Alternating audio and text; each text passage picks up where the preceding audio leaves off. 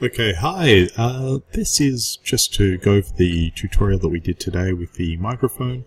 I'm just going to speed model it here, and you can see where we stuffed up today, or I stuffed up today, and just to show you that you can fix it up if you do a few things. Again, we're just running this a little bit faster. You can kind of just get an understanding of how to sculpt everything from the base to the stand components. A little bit later we'll go freeform, but as you can see, it's just a case of getting all the edge loops right, and you can just tweak it a little bit, and yeah, you got it roughly right. And when it comes to doing the main part of the microphone, like we did before, it's a bit of a sphere, and then we kind of just it's not looking exactly right. We might just, didn't get the right selection there. And we'll just elongate it and expand it a little bit. And yeah, we'll just tweak it as we see fit. Now, since we've done it before in class, a little bit faster at doing the little extended section there between the mesh and the casing. And yeah, as you can see here, we're just fixing it all up and getting it to fit quite nicely. Now this is the point that I was just like, how do you do this? There used to be a way of doing it, and then completely forgot. And I went over it and then realized, hang on a second, kind of checked out how to grow selection and figured it out. So you can select using the paintbrush selection, or you can just hit a couple in a row with control and click, or was it shift? I can't remember. Anyway, you'll figure it out yourselves, that'll be alright. Now I've completely stuffed up this mesh, so what I'm going to do is just chop it in half and re-mirror it, and it'll be fine. So again, like if you stuff something up and you've gone past that point of no return, you can always fix up your mesh like this. And I really like incorporating stuff-ups or little mistakes like this, and I really didn't mind that it happened in class because it's going to happen all the time. It's how you recover from your mistakes, more so than making mistakes yourselves. How you cover your tracks, as I like to call it. As you can see here, we're going to do the selection like we did before, and we're going to do it with the circle.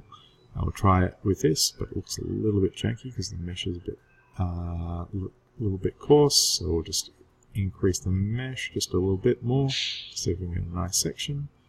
And we'll count them out. So that looks like about 5, 5, 6. Oh, that's looking a lot better. And we extrude that in, and yeah, you'll notice that works really well. Except now the edges are janky. So rather than do the whole thing of making the whole mesh super refined and doing that, you get the idea. You can do it quite easily. We will make the buttons on the mic.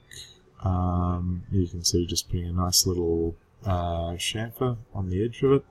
Super simple, but just these little, if you put in a chamfer on something, it works out really nicely. We'll do the what's it called? I guess the screws for it. Again, we'll just change it up a little bit. How the light reflects off surfaces really matters because it just defines the surface a little bit better. It's product design 101, I guess. It's just those little details that make the thing come alive. Now we've got all we have to do now is just the stand element of it. And what we'll do is, initially I thought, we can just do this with a series of polys and extrude them over. And I thought, how can I annoy Dan? So what I'm going to do is I'm going to use the quad draw command.